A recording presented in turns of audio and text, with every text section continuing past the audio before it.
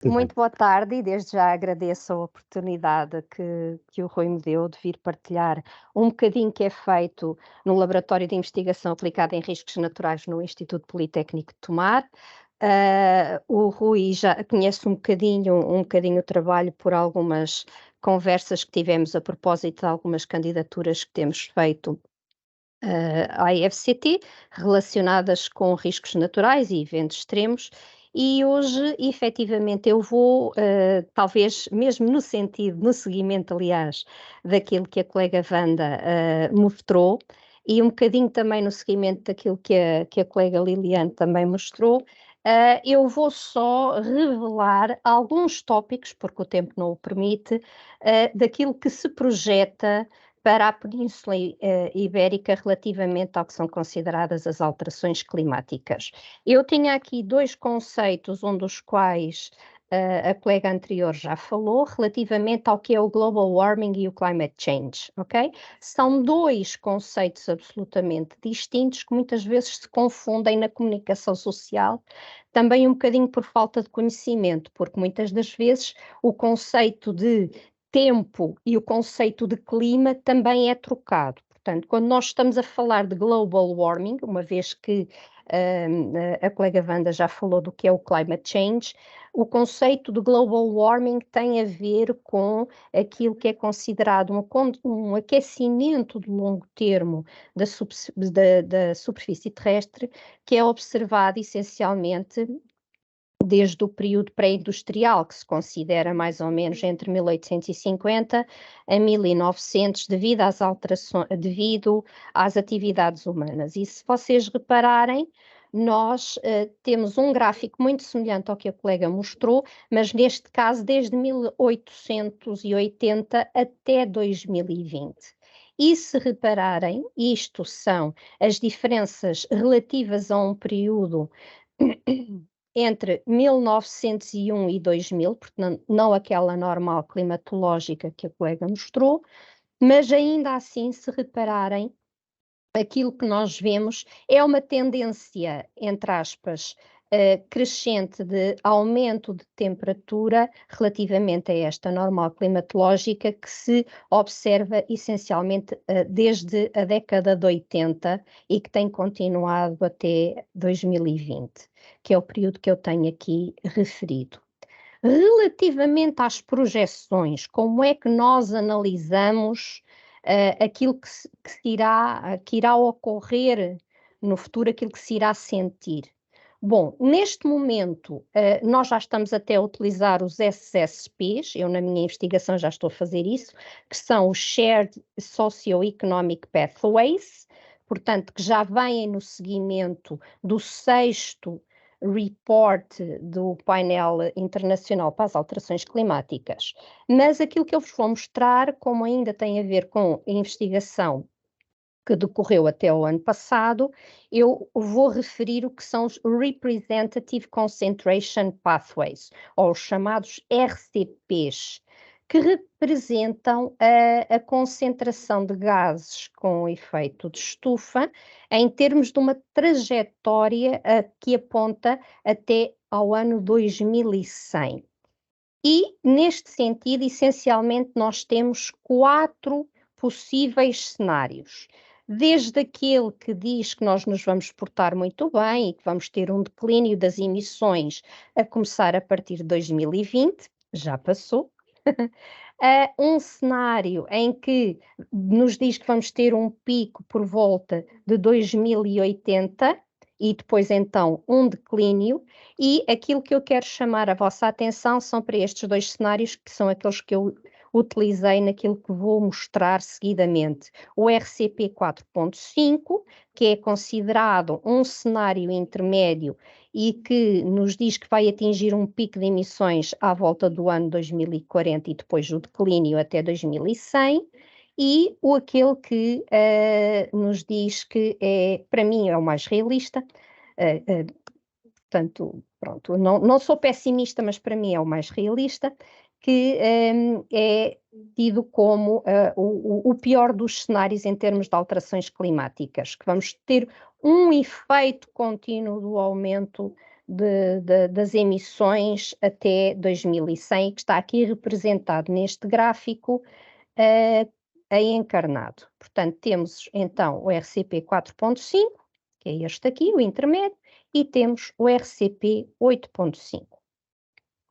Ora, ainda antes de entrar propriamente naquilo que eu vos vou mostrar relativamente ao que se projeta para a Península Ibérica, com algum enquadramento dentro também daquilo que é o espaço europeu, o que é que nós utilizamos em termos de toolboxes, em termos de metodologias ESRI? Como o Rui falou, nós utilizamos NetCDF Files. Estas extensões permitem-nos trabalhar com matrizes multidimensionais, ou seja, podemos ter desde matrizes que são tradicionalmente grid datasets, em que temos pontos de latitude e longitude, em que temos valores uniformemente distribuídos numa grelha para uma determinada variável, temperatura, precipitação, etc. Podemos ter, então, matrizes que nos dão, para além dos pontos em latitude e longitude, o tempo, e ainda podemos ter, noutras situações, 4 dimensões. Ou seja, eu posso ter, imaginem uma folha em que eu tenho uma folha quadriculada, em que cada ponto representa uma localização em termos de temperatura. Depois tenho uma outra folha em cima dessa, em que eu tenho um instante de tempo, e depois, para cada um desses cadernos, formados por esses instantes de tempo, eu tenho vários níveis em termos de, entre aspas, altitude. Nós podemos ter aos 250 hectopascal, aos 500 hectopascal, aos 750 hectopascal, etc. Portanto, podemos ter aqui até 4 dimensões, tipicamente. O que é que não se vê que eu vou mostrar? São as metodologias geoestatísticas que nós utilizamos, desde a Toolbox Geostatistical Analysis Tools, onde nós utilizamos várias técnicas de interpolação para depois apresentar não os dados com os pixels do raster, mas uma uniformização em termos de padrão daquilo que são as variáveis com que estamos a trabalhar. Temos o GeoAnalyst Desktop Tools, o Spatial Analyst Tools, o Spatial Statistical Tools. Portanto, há aqui um conjunto de ferramentas que vocês não vão ver, vocês só vão ver o resultado daquilo que é produzido pelas análises que nós efetuamos segundo as variáveis com que estejamos a trabalhar de momento, ok? Então, sem mais delongas, eu vou só debruçar-me sobre 3 tópicos que, dada a escassez de tempo, mas que vos irão permitir perceber já os impactos que nós vamos ter a nível de Península Ibérica e também, nomeadamente, a nível de Portugal. E vou começar por falar na temperatura e na precipitação, e depois os impactos que isso vai ter na classificação climática de Köppen.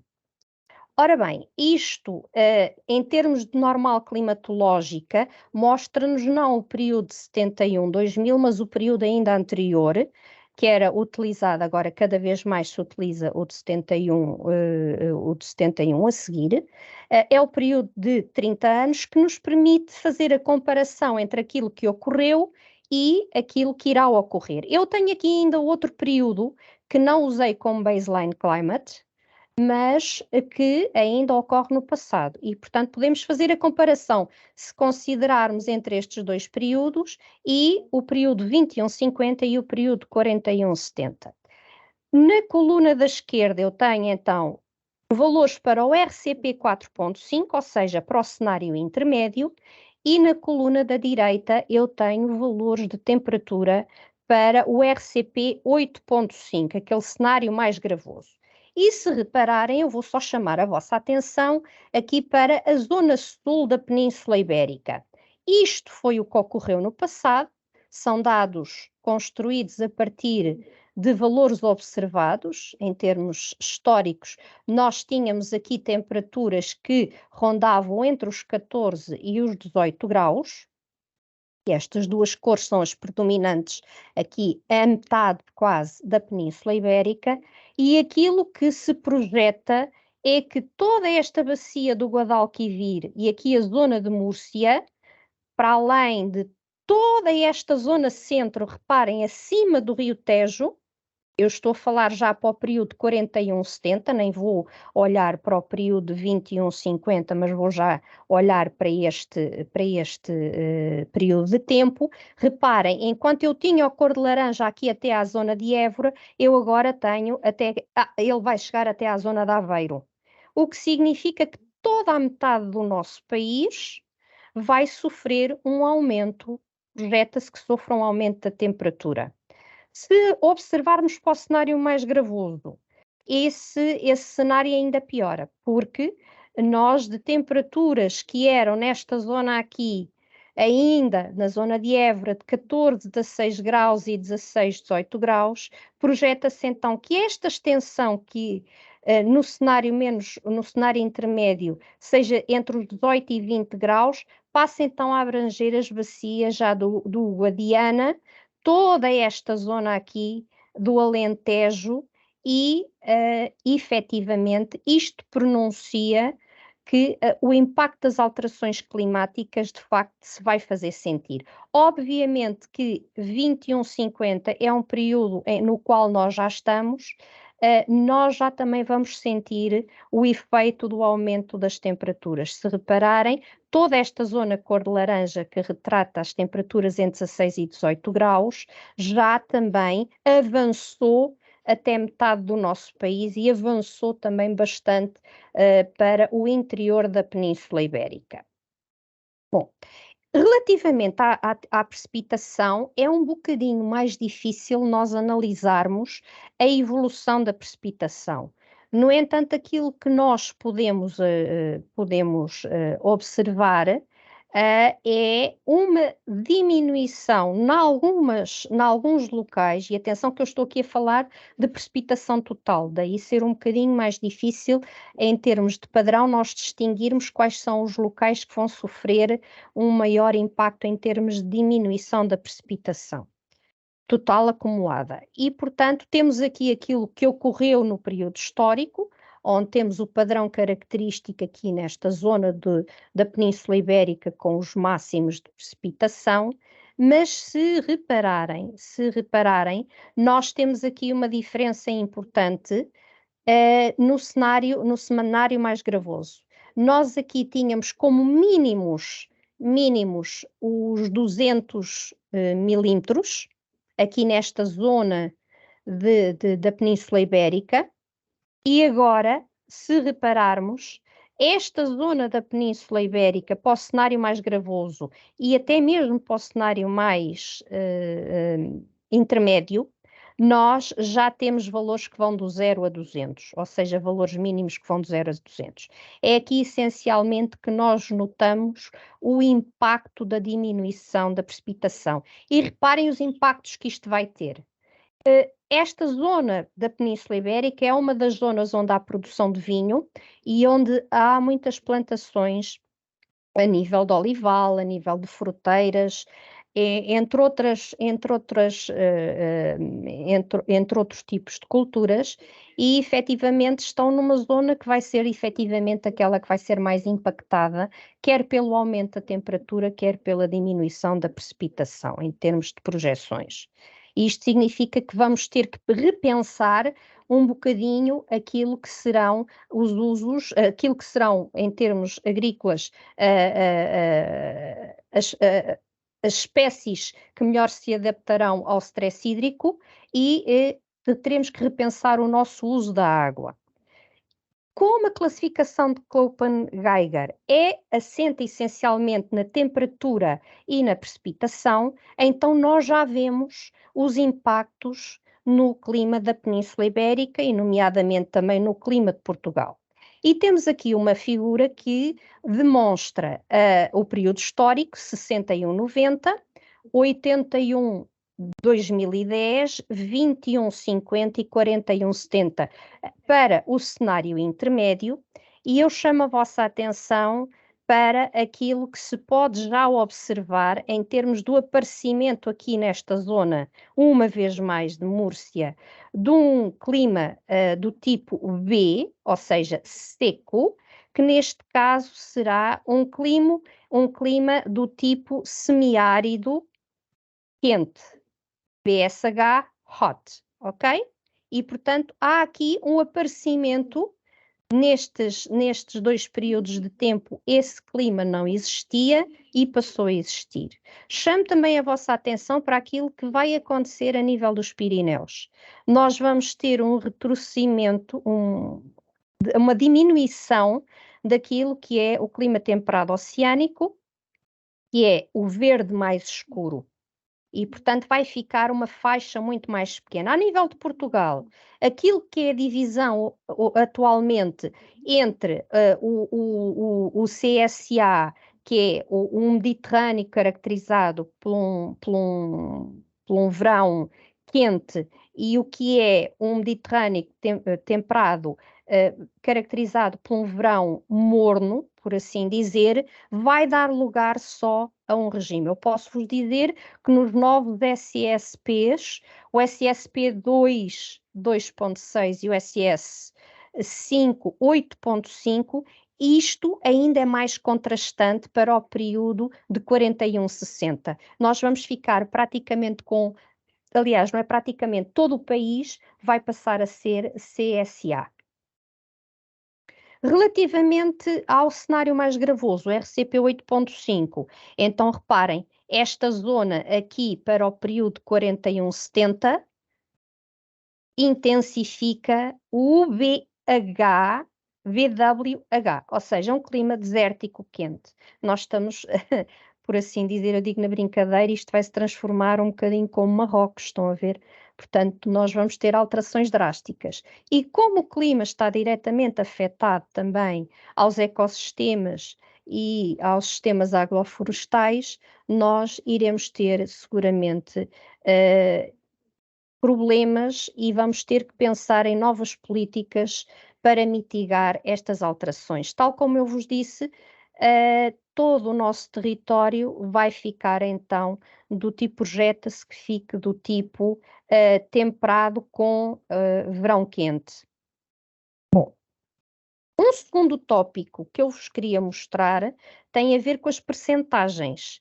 Relativamente à classificação climática de Köppen, então, efetivamente, considerando que o tipo B é o clima seco e o tipo C é o clima temperado, nós vamos ter um aumento em termos daquilo que foi a normal climatológica, projeta-se que tenhamos um aumento em cerca de 8% do território do clima do tipo B para o RCP.5 para o período 41-70 e em mais 9,5% do território da Península Ibérica, e isto significa que nós vamos ficar efetivamente com zonas muito mais secas do que aquilo que foi o período 61-90.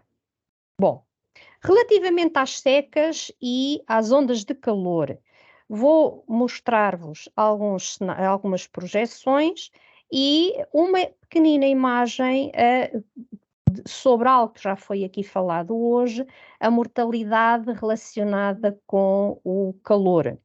Bom, primeiro que tudo, há várias formas de nós analisarmos as secas, ou seja, os eventos, quer secos, quer úmidos. A forma mais comum é através do SPI, o Standardized Precipitation Index. Eu sou disruptiva e vou-vos mostrar um que provavelmente muito pouca gente conhece, que é o Weighted Anomaly of Standardized Precipitation Index, mais conhecido por WASP Index.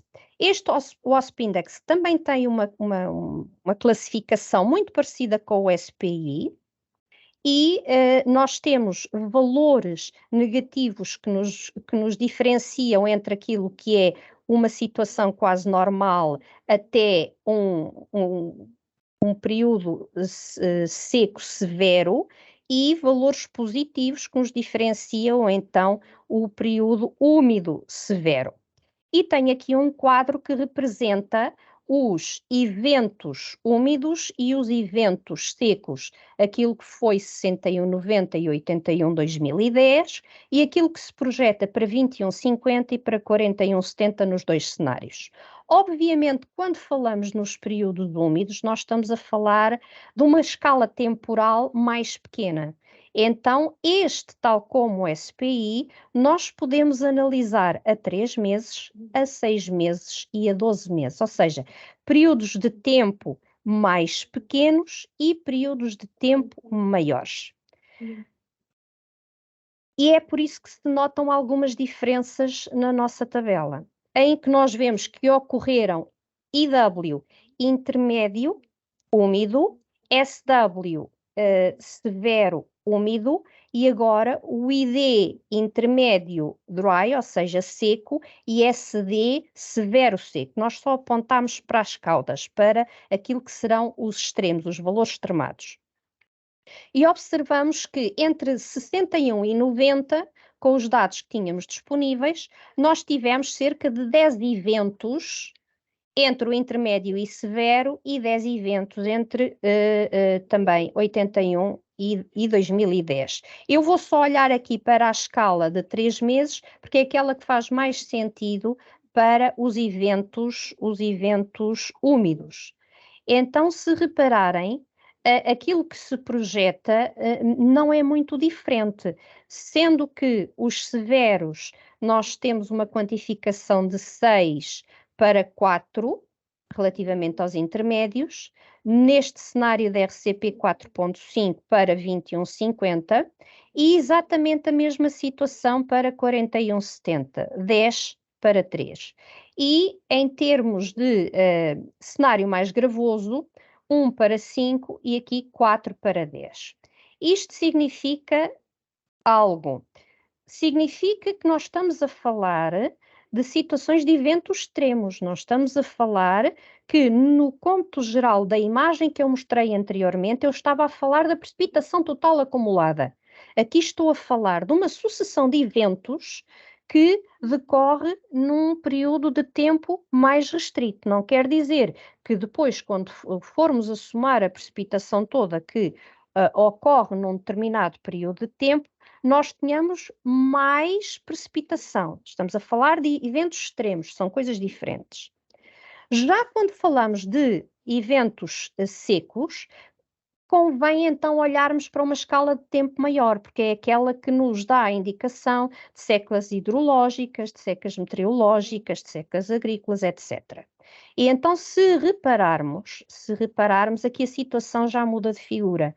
Nós temos efetivamente para o cenário RCP 4.5, 10, 8, severo intermédio, e temos para o RCP 8.5, 4, 18. Reparem que se nós somarmos ambos e pensarmos que eu estou a falar numa escala temporal de 12 meses para um período de 30 anos, isto significa que as secas intermédias, os eventos secos intermédios e severos vão ser muito frequentes. A mesma coisa aqui para 41,70, o cenário ainda é pior. 23,2 dá 25 eventos num período de 30 anos. E isto tem que ser tido em consideração pelas nossas autoridades, porque significa que se projeta que estes eventos secas,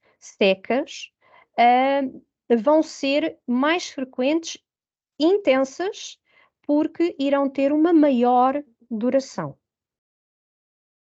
Bom, peço desculpa que me enganei.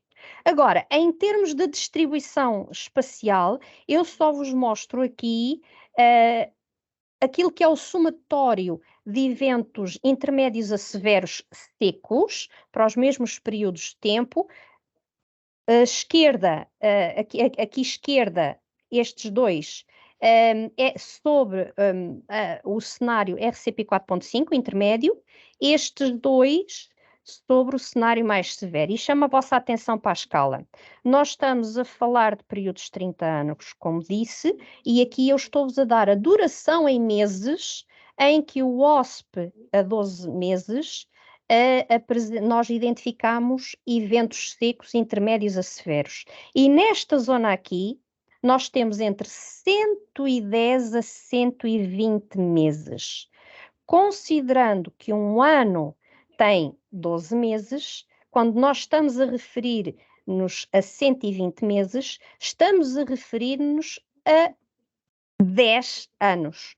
Ora, 10 anos em 30 anos é uma proporção muito grande. E estamos a falar quer para o cenário intermédio, quer para o cenário mais severo, em que estes pontos vão atingindo outras zonas da Península Ibérica, que não só esta zona, que será efetivamente aquela mais castigada em termos daquilo que nós prevemos que sejam os impactos das alterações climáticas.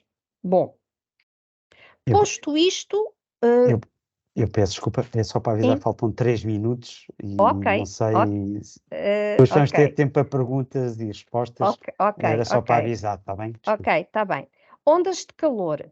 Relativamente às ondas de calor, a tendência será, então, de um aumento de o número anual de mortes por década, por milhão por década. E eu só queria que vocês olhassem aqui para esta zona de encarnados, e esta zona de encarnados revela um cenário muito diferente daquilo que nós vemos para os demais países, porque a extensão daquilo que é acima dos 40 é, em termos de tendência, é muito superior em termos de áreas do que aquilo que vemos para o resto da Europa. Relativamente ao número de ondas de calor, também vos vou mostrar este gráfico, chamando a atenção para o cenário agora para 68, 2100, em que nós temos um número para 33 anos, um número que varia entre 13 a 33, a 33 ondas de calor que se registram que se poderão registar nestes 33 anos. Relativamente ao terceiro ponto, quero só mostrar, então, considerando um aumento de 2 graus, e considerando a água, a agricultura, os ecossistemas e a saúde humana, aquilo que é considerado o hotspot climático, só com este aumento de 2 graus. E nós temos aqui que são os vencedores e aqui os perdedores. E isto significa que os perdedores são aqueles que vão ter um impacto mais negativo relativamente às alterações climáticas. E nós podemos ver aqui a Península Ibérica e a zona sul de toda a Península Ibérica, com um número entre os 4 e 5 número de hotspots relativamente aos impactos que somente os 2 graus de aquecimento irão ter em termos, quando consideramos estes setores. A mesma situação se vai observar nas décadas de 20, 50 e 80, quando falamos nas ondas de calor, nas vagas de frio, nas secas, nos incêndios florestais, etc. Isto vai nos dar uma projeção que eu vou só mostrar para as décadas, projeção para 50, em que nós vamos ter uma exposição, considerando um período de retorno de 100 anos, para um aumento de pelo menos 20%, 100% e de 1000%, portanto, moderado, forte e extremo. E nós aqui no moderado já estamos a ver que, em termos de exposição, nós estamos no nível 3 e há alguns sítios que já estão no nível 4, relativamente a um aumento, um incremento de pelo menos 20%.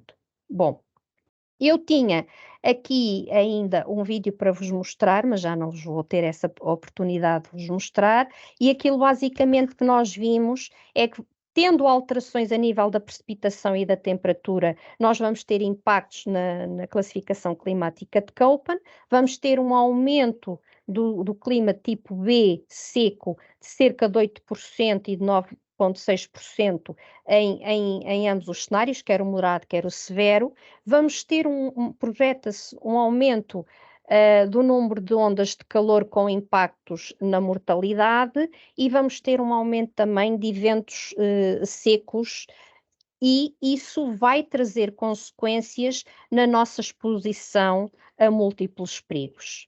E isto significa que nós vamos ter impactos nos riscos naturais na Península Ibérica até 2100, principalmente sobre o cenário RCP 8.5. Algumas das referências que eu utilizei envolveram alguns trabalhos que eu realizei recentemente, bem como dados da Agência Europeia do Ambiente. Muito obrigada pela vossa atenção.